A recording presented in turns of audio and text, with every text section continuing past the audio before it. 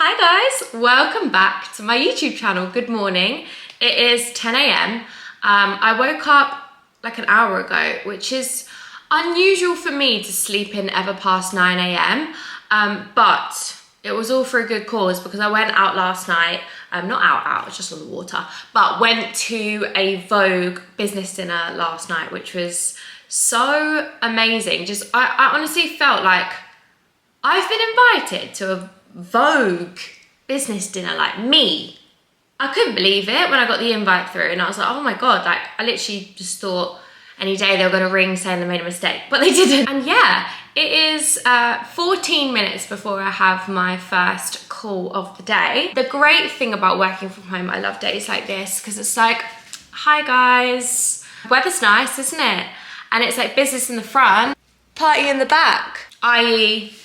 I've got my pajamas on and they'll never know. I've got a call with the production company that I'm working with at the moment, and I would speak to you guys, by the way, about the feedback from my last vlog a bit later because I'm pretty pressed for time, haven't eaten, need a coffee, yada, yada, yada.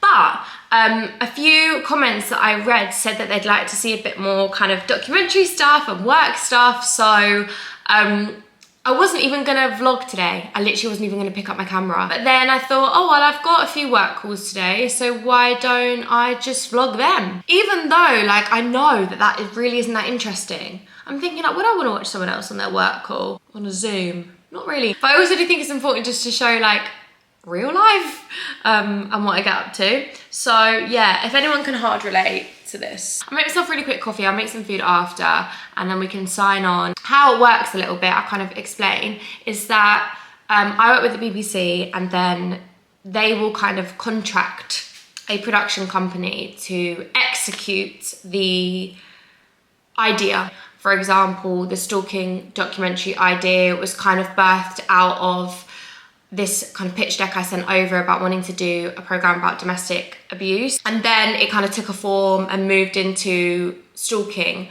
just because of how relevant that topic felt at that moment, and there were some new laws that came in. So you wanna, especially when you're making programs that you want to make a difference, you wanna be, you know, forward thinking in terms of like, okay, what's happening in the world and let's try and execute this in a timely fashion. So that was kind of birthed from that idea, and normally they evolve and change because look, I can come up with like a very basic idea, and obviously as I'm getting older I'm becoming better. Now I'm learning about how a documentary you have to have lots of different kind of like narrative beats and arcs. I don't fully understand development, but last year I did a full course with an exec producer, and it was like a kind of like full 360 development presenter course, understanding about the camera, about the lenses. So I did that last year and I feel like it's definitely helped me grow and develop, and she gave me some amazing tips. So yeah, today really is about, I had a meeting a few weeks ago. I sent through like some ideas about what I could do next, and this is kind of their response to me about what they found. Because, for example, one of the documentary title ideas, if you have followed me for a while, you will know that I literally have like, I have this burning desire to do this documentary about domestic violence, like, and domestic abuse in general, because I honestly feel like so many women go through domestic abuse, and domestic abuse is not just physical. It is a full scope abuse, even though it's not the traditional sense. The face of abuse is changing so much. Sorry, this is where I get my serious hat on. The face of abuse is changing so much, and I think someone needs to talk about it more to help women and men, by the way, men and women, and anyone can go through domestic abuse, by the way. Children can even go through domestic abuse. There's domestic abuse happening within teen relationships, child relationships. Like, we need to get ahead of the curve with this and bring more awareness to this issue. I find myself like seeing it in the world a lot more, and it's just something that I really want to work on. I kind of pitched this whole idea. They're going to see if anyone who works in development or any of the production team have maybe found any cases that we could look at, any conversations with the police potentially. That's kind of the way it works. It's definitely like quite a long development process. I think my first documentary was about 7 months in development. That's actually really normal for it to be in development for 7, 8, 9 months, maybe a year even. That was a bit of a life story. Don't know if you needed that, but lots of you guys were asking actually about more documentary stuff and how it works. Anyway, 10:27, got a call in 3 minutes, gonna make myself a coffee and then I will introduce you to everyone on my team. I'm making myself a coffee. I actually don't use, that's loud, the milk thing from here. I actually froth my own milk in the Dualit. Oh, this is one of the best things I ever got, by the way. Sorry, can I just say, I don't know if you can hear me properly, but anyone else's coffee machine, quite honestly, the most high maintenance thing I've ever met. You turn it on, empty the drip tray, empty the grounds container, fill up the water, run descaling program. Yeah, but I do love you all the same. Guys, would you like to be on my vlog? Yes, we're really on your vlog. There you are. Are you definitely coming in next week? I think the plan was to not slow it down, is to do a call today and then try and find some in-person time in Zara's diary for next week. So we've been chatting to the police, who are currently investigating one of the sort of biggest cases they've ever investigated before. The scale of it is massive, is absolutely massive, and the police, you know, they've never had to deal with anything like this before. They want the law changed, so there's a real sort of legacy bit of work to go with this. And I think what's also really interesting is that like a lot of this links back with the revenge porn film, and I remember in that film specifically we looked at the law, but it was kind of with the intent to cause distress or harm. That's what the legal wording is. In this case, I can imagine it's not easy to prove intent to cause distress or harm. There's a real sort of historical story to follow, but they're still investigating now. Is there sensitivities when following a case and stories where there's not been a conviction? In the case, the legal term is active, so it's an active case. They got a court date? They don't have a date yet, but it is definitely this year. Yes. I'm going to go and see them. When? Yes, next week. Going forward, definitely want every single story we do to be rooted in a social justice angle, and feeling like whoever watches it is going to be able to understand a topic better, or be able to maybe look in the mirror a bit and think, how am I contributing to this problem? Or, you know, maybe it's a victim who hasn't been able to come forward about something and now has the strength. So I think every idea we're thinking of, I want to come back to those kind of key points and just make sure it sits in that space.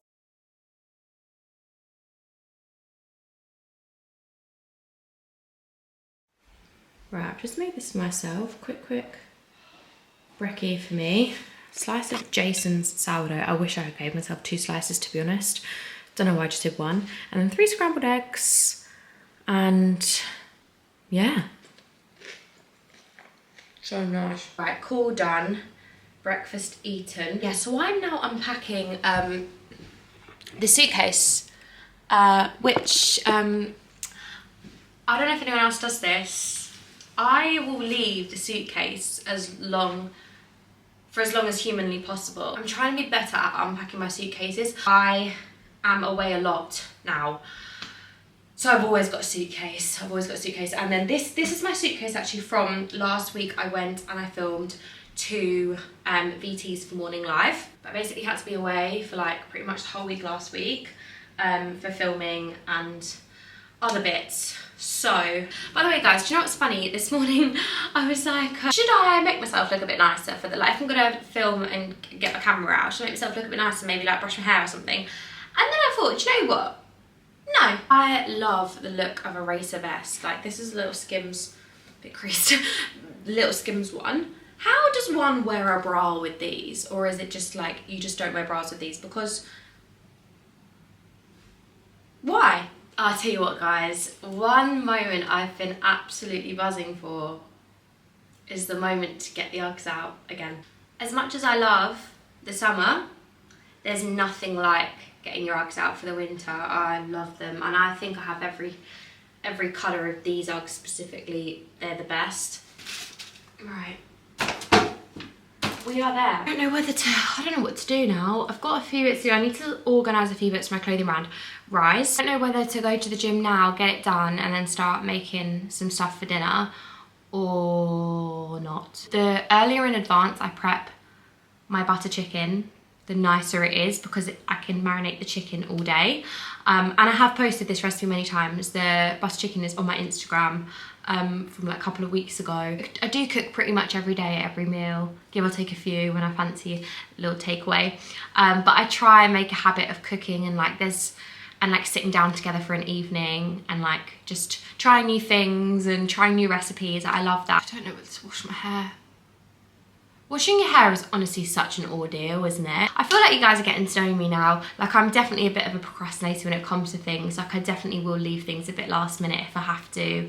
I.e. waking up this morning, getting up, not even brushing my hair, getting straight on a call, leaving a suitcase for a week. Like, that kind of is me to a T. I'm definitely like a really weird hybrid of a type A, type B personality, because in some instances I like to be organised and I like things to look forward to.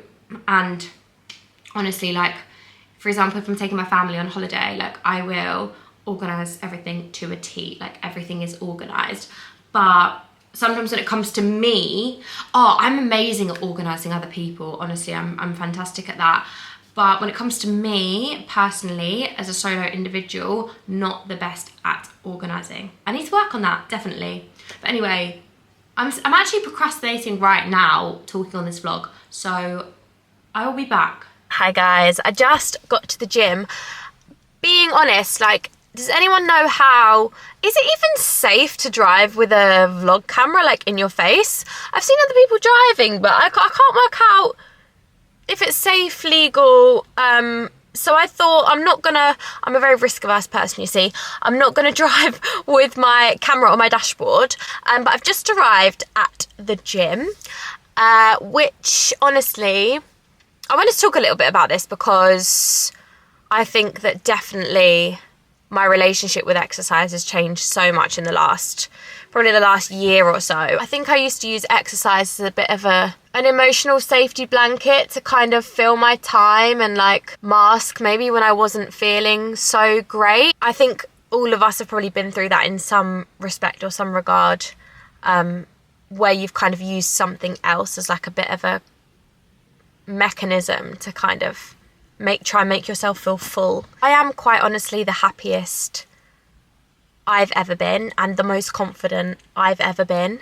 I feel just so whole and so full. And with that, with my kind of like newfound sense of just pure happiness, my relationship with exercise has changed in a super healthy way, but also not exercising isn't the healthiest way to be, because obviously all of us should try and exercise a couple of times a week if we can, even if it's a walk or whatever it is. Also, I have had a trapped nerve in my something disc, can't even remember, my cervical spine, is it? I can't honestly, I've had this for years. I've got basically a mildly collapsed disc. So where the nerve is supposed to move freely between the two discs, my disc is kind of like this, like partially collapsed, which means that the nerve gets caught, and it's the ulnar nerve. There might be some doctors on here that could really just refresh my memory, because yeah, I got diagnosed with this about 13 years ago. I was about 15 years old when I first started suffering with this. And it means that I've always struggled. I've kind of struggled holding anything on my left side, carrying bags, suitcases, anything can really trigger the injury. It used to get so bad that I remember this one time I just had to lay in bed for like 3 days. With that, over those years of like avoiding carrying anything on this side or whatever, I lost so much strength, and still this side of my body, like this arm, because basically if I was to carry like a bag on my shoulder for 5 or 10 minutes, what would happen is the numbness would begin in kind of this part of my hand and kind of go up my arm and right down the back and into this part of my shoulder. Nothing's really worked, but what I will say is what has worked is strengthening my body, doing lots of compound movements, for example, deadlifts, squats, anything basically which requires a lot of kind of like postural work and upper body strength. Now the problem is I've not been going to the gym as much, and I've noticed this is starting to flare up again. So that is my reminder that I definitely need to keep up my exercise. I've had a whole like mindset shift, but it comes from the most positive place, which is which makes me so happy. Really proud of myself. I know that it sounds silly. I'm really proud of myself for not exercising, but I'm proud of myself that I'm so happy that I don't feel the pressure to be a certain way. And if I don't want to go to the gym one week, I won't. If I do want to go to the gym 3 times next week, I will. Like, there's no pressure. I'm trying to get back into it. I'm going to take you into the gym with me and film if I can. I'm not sure I'm allowed, but I'm just going to do it anyway. Right, I'm filming this on my phone because I don't want to whip the camera out in the gym. But I'm just doing a little incline walk for, I don't know, just as long as I feel really. I feel like I'm getting a bit over it now. But this is the worst camera or whatever, but good mornings on the Smith machine are one of my absolute favourite exercises to do. Like, they are elite in my opinion.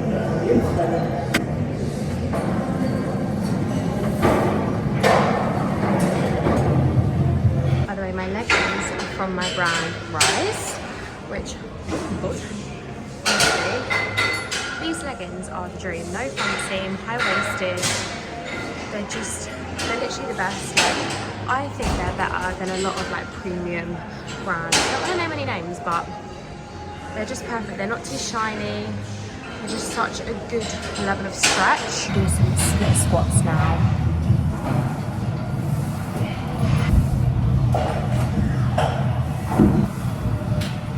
This is the funniest angle.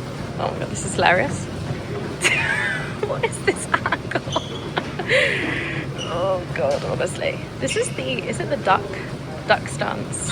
This is a little bit better to engage your glutes. If you are doing leg press in the gym, I like to have my feet high, wide and separated like this. Oh my god, I actually did just like a full gym session. I'm so proud of myself. I'm gonna have a quick shower, wash my hair, finally. It's at that time again. The thing is, every time I've vlogged so far, I've had the greasiest hair of all time.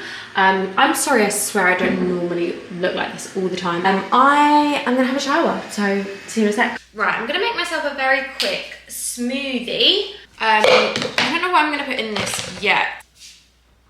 There's no fruit left. Oh my god, who ate it? Who ate all the fruit?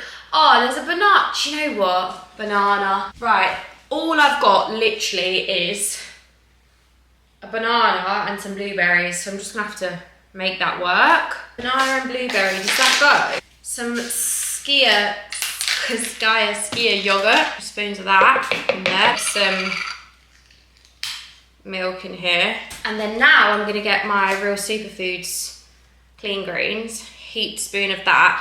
That to me is just like powdered health. It's one of my favourite brands actually in terms of wellness.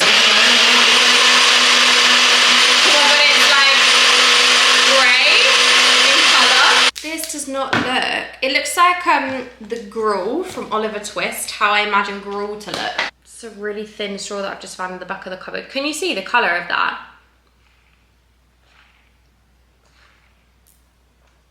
Do you know what? It actually tastes really nice.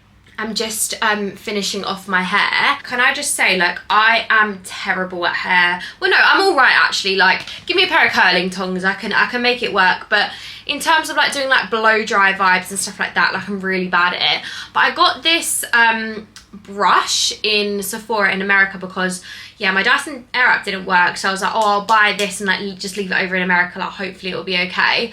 And my friend Amy said that she'd bought a blow dry brush and it was amazing. So I was like, oh, maybe I'll buy one. And it's not a blow dry brush, it's like a hot brush. So it doesn't blow out air or anything. When I say this is the best thing I've ever bought, it was like $100, I think. It wasn't cheap, but I was a little bit stuck of like what to buy. And I was like, I'm just gonna give this a go. And this is one of the best things I ever bought, to the point where I've taken it back to the UK with me. It didn't get left in America. I've taken it back to the UK with me because I love it so much. And let me just show you like how it works. You can obviously like give yourself a bit of volume at the root, but I can't really be bothered to do that right now. But like you just kind of brush it down and just keep twisting, and it will just give you the most like gorgeous, can you see that? Like, I'm really not selling this very well, but it will just give you the most gorgeous looking blow dry vibe without the price tag. Because if you think about it, I think like blow dryers cost like, especially in America, they were like $70-80 where I was going. And getting this for $100, I know it's a little bit more expensive, but if you can do them a bit more at home, which I've definitely started doing them more at home, it's definitely value for money. This one is a brand called Maine, but this is the only kind of brush like this that I've tried, so I'm definitely keen to try some other brands as well. Right, I've made myself look not like a slob, i.e. I brushed my hair and brush my eyebrows, and that's about it really. I'm really sorry, I meant to show you me marinating the chicken, but my best friend rang me, and she's got a little girl, my goddaughter Amelie, who is love of my life. I love her so much. I love both of them so much, they're just literally my world. But she rang me, and it's not often that we just like chat on the phone, the two of us. Often Amelie is chatting away as well, so sometimes it's nice just to have like a best friend catch up, and I cherish those moments where we just get to chat on the phone and like have a little chat to each other and give each other advice on certain things. It's just so important, I think, to have a friend who like you can just call at any time, and like who can call you and just give you like the best advice. And yeah, she's amazing. I love her so much. But anyway, back to the chicken. The chicken is marinating in the oven, in the fridge. This is what it's kind of looking like right now in this bowl. And the recipe is actually on my Instagram page if you want to have a look at what is in the marinade. I also, we in this household are quite the snackers in the evening. Like, I feel like I have 4 meals a day: breakfast, lunch, dinner, and then evening snacks in bed. These are one of my favourite things ever, the Viennese Whirls. But we've made some before, like homemade ones with like nice, just proper lovely jam in the middle. And they are quite literally 10 out of 10, like they are amazing. And we make them extra big as well because like, love Mr. Kipling, but like they're a bit small. I need them a bit bigger, to be honest. But anyway, I'm just waiting for my boyfriend to get home so I can ask him when he's gonna be hungry for tonight's extravaganza. You obviously want to start the butter chicken with, drum roll, butter. I'll be honest, I measure this slightly with my heart. I do like, maybe like this much, kind of like a tablespoon or so. I get my Le Creuset pan. I love this. I just put the pan on like a really, really low setting. You do not want this to be cooking on high. And really, I think a mistake that a lot of people make with cooking is they just put the heat on too high. I think you can always add heat, can't take it away when things are burnt. And I've definitely made the mistake a million times of cooking things too high because I'm impatient. Patience is a virtue, especially with a curry, and we want kind of all the spices to kind of marinate into it. And by the way, like cooking for me, cooking's always been a massive part of my life because can you see me? Really not that well, but my dad is such an amazing cook. My mum is as well. My mum actually used to work in food tech at my school, fun fact. Food tech and textiles. She was great. It was really cool to have her there actually. So actually could never say to her the night before, Mum, got food tech tomorrow, because she always knew. So I never really had that experience. But my dad is an amazing, amazing cook. Like he's incredible. And he has done a lot of like studying other chefs over the years and like gone and had experience in different kitchens, and he's just like, he loves cooking so much. So I definitely got my love of cooking from him, and I think like his love language is cooking, and I think that's definitely my love language as well a little bit. It's kind of like an act of service, isn't it? But it's like the love that you put into the dish and like the patience, the time, the effort, the energy. I think it's actually really romantic, isn't it? But yeah, I think like my dad growing up always was just trying new things, experimenting with new flavours. I would say that we definitely didn't have like any beige food. It was pretty much, a lot of it was him experimenting with new things and flavours, just because he loved it so much. So I've definitely got my love of cooking from him. Although I wouldn't say he's a baker, he's not massively into like making cakes and like sweet things, whereas I do love, I think it's like a girly thing as well though, I love like decorating and making it look all pretty. I think, honestly, one of the best smells out there is the smell of butter and onions cooking in the butter. Wow. As I say, like, I would show you, like, in depth the recipe, but I have done this before on the old Instagram, so I don't know if it would be a bit boring, but let me know if you guys do actually want to see, like, full in-depth recipes. I can do that as well. I just don't want to bore everyone with, like, the longest recipe of all time, because this one's quite extensive. It doesn't even look that good here, but oh, this is going to be so nice. Morning, guys. Happy... I was just about to say Monday. It's Saturday. How could I get that so wrong? It is the next day now. It's the next morning. I'm just about to run into my Pilates class. Whoa. I had my car in neutral then. Really excited actually, because I found this new Pilates club. It's already a Pilates club. Pilates class, just such a nice little studio, and it's so lovely. The people are so lovely, so I'm really grateful to have found that.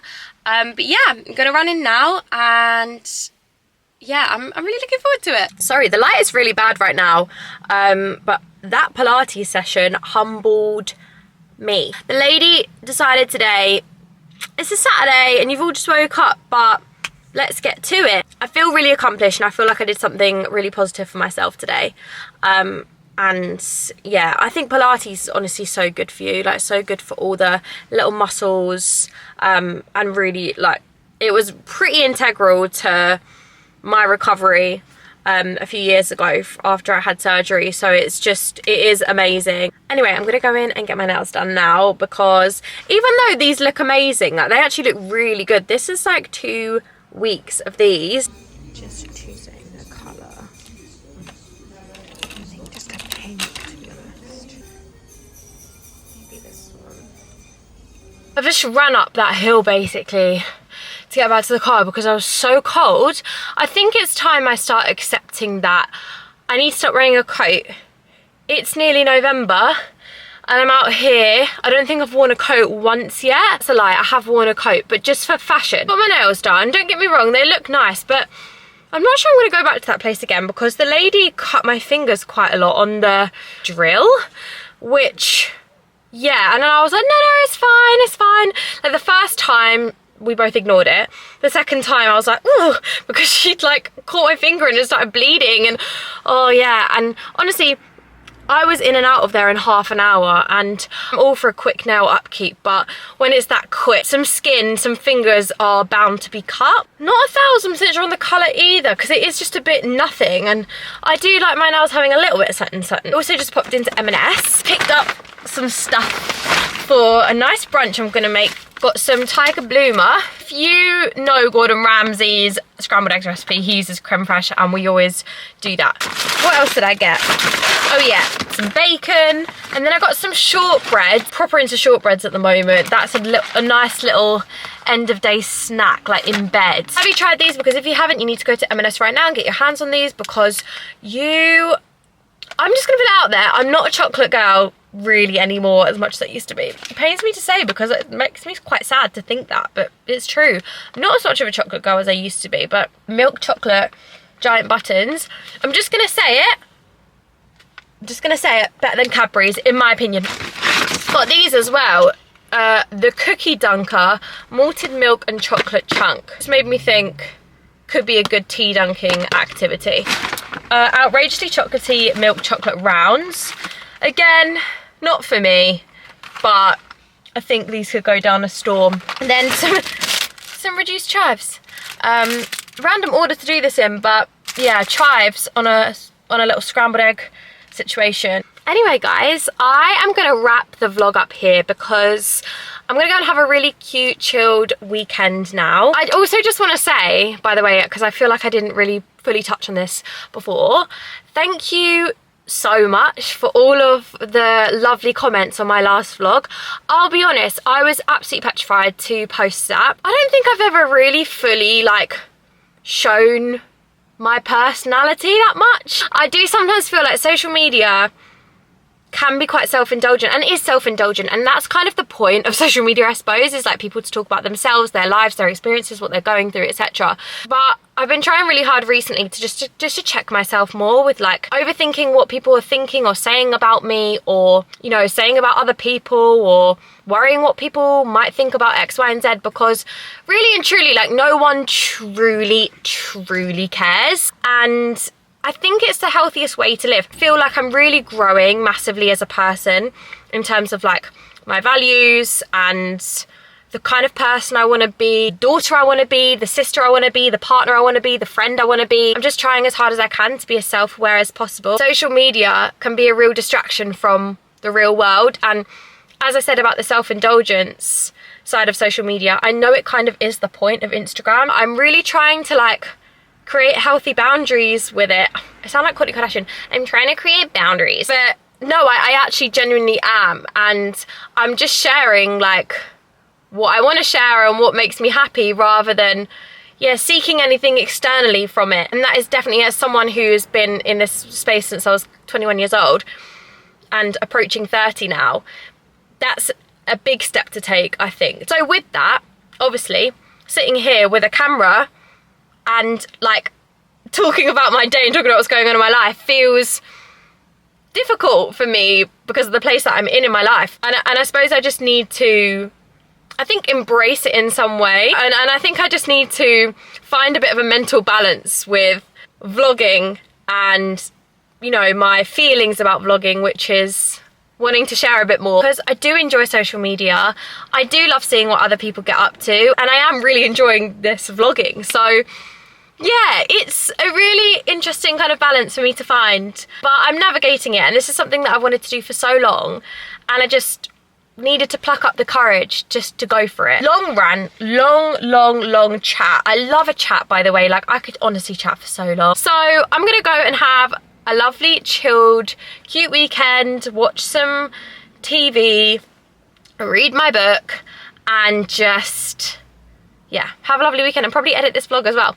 So anyway, guys, I hope you have the best day, whatever you're doing, or the best evening, the best, yeah, whatever you're doing. I hope you have a lovely day, and I will speak to you soon.